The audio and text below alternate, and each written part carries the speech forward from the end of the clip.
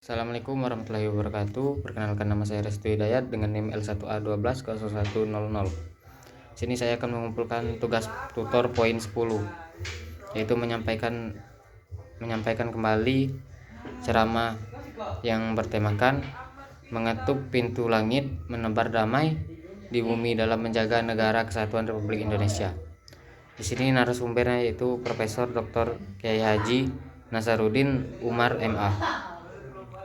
Isra Mi'raj yang disebut sebagai pengetuk pintu langit, ayat yang sering dibahas saat Isra Mi'raj adalah surah Al-Isra ayat 1. Terutama ayat ini diapit oleh 3 surah dalam Al-Quran. Surah ini disebut 3 surah serangkai.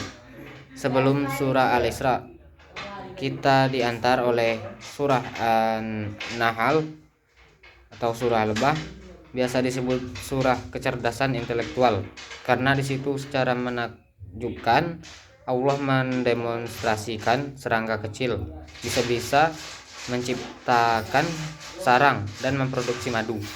Madu ini menjadi obat bagi seluruh penyakit. Dan kita masuk ke surah Al-Isra. Isra Mi'raj itu bisa dijelaskan sebagai perjalanan Nabi dari Mekah ke Palestina. Tapi Mi'raj tidak bisa dijangkau dengan akal, maka dari itu disebut dengan keyakinan. Nah, setelah surah Isra ini kita diantar lagi dengan surah kecerdasan spiritual, yaitu surah Al-Kahfi. Hampir semua isi surah Al-Kahfi itu tidak bisa dijangkau oleh akal, seperti orang yang tidur 309 tahun.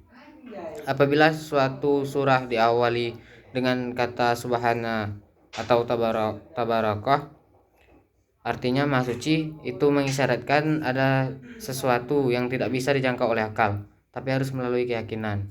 Mengapa peristiwa Isra Mi'raj terjadi di malam hari? Kenapa bukan di siang hari? Bukankah orang kebanyakan lebih suka memilih bepergian di siang hari? Ternyata peristiwa Isra Mi'raj di malam hari menyimpan banyak rahasia yang belum banyak diungkapkan.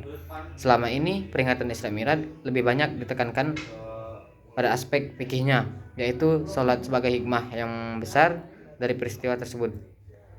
Sholat dalam pembahasannya lebih banyak ditekankan aspeknya sebagai rukun Islam kedua yang wajib dilakukan hambanya. Kita perlu menanyakan kendaraan apa yang digunakan Nabi. Kenapa begitu cepat perjalanan dari sebuah matahari itu memerlukan ratusan tahun cahaya? Kok bisa sampai dalam satu malam sampai ke puncak? Itu kita tidak perlu mempersoalkan, sebab yang mengundang adalah yang Maha Kuasa, Allah Subhanahu wa taala. Allah mengisyaratkan bahwa yang Isra Mi'raj itu bukan hanya Nabi Muhammad SAW, tetapi siapapun yang merasa hamba Allah, ia mempunyai potensi untuk mi'raj.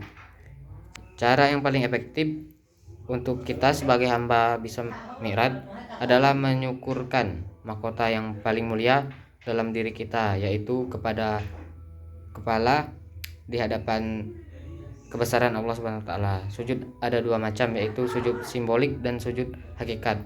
Sujud simbolik adalah menyentuhkan kepala ke lantai, tidak peduli isi kepalanya ikut sujud atau tidak. Sedangkan sujud hakikat adalah menyerahkan diri sepenuhnya kepada Allah. Dimanapun kita, apapun yang kita lakukan, kita sujud kepada Allah. Untuk sholat harus dilakukan kedua sujud tersebut. Kepada mahasiswa, jangan sampai mengotori batin kita, karena tidak mungkin dapat menembus langit kalau hati kita kotor. Sekian dari saya. Wassalamualaikum warahmatullahi wabarakatuh.